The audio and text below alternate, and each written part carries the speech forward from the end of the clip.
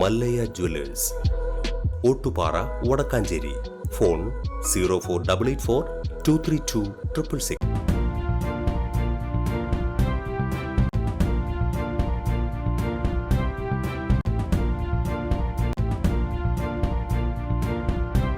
നമസ്കാരം, any time ന്യൂസിലേക്ക് സ്വാഗതം.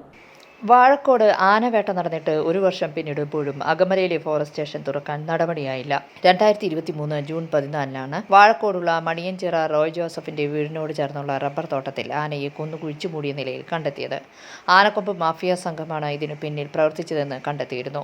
അടുത്തിടെയായി വന്യമൃഗങ്ങളെ വേട്ടയാടുന്നത് സ്ഥിരം സംഭവമായി മാറി. കാട്ടുപന്നികളെയാണ് കൂടുതലായും വേട്ടയാടുന്നത്. വനംവകുപ്പിന്റെ വേണ്ടത്ര ഇടപെടൽ ഇല്ലാത്തതുമൂലമാണ് വന്യമൃഗങ്ങളെ വേട്ടയാടുന്നത് പതിവായിട്ടുള്ളതെന്ന് ആരോപണമുണ്ട്.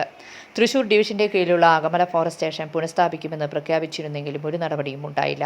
2021 ഏപ്രിൽ 18 അകമലയിലെ വനം വകുപ്പിന്റെ സ്റ്റേഷൻ അടച്ചുപൂട്ടിയത്. പീച്ചി വാഴാനി വന്യജീവി സങ്കേതത്തോട് ചേർന്ന് കിടക്കുന്നതാണ് അകമല ഫോറസ്റ്റ് സ്റ്റേഷൻ. ഈ പ്രദേശങ്ങളിൽ കാട്ടാനകൾ ഇറങ്ങുന്നതും നിത്യസംഭവമാണ്.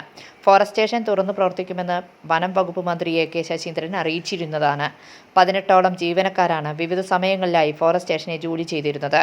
ഫോറസ്റ്റ് സ്റ്റേഷൻ അടച്ചുപൂട്ടി 3 വർഷം പിന്നിടുമ്പോൾ ജീവനക്കാർക്കായി അനുവദിച്ച മുറികളും ഓഫീസും നാശത്തിന്റെ വക്കിലാണ്.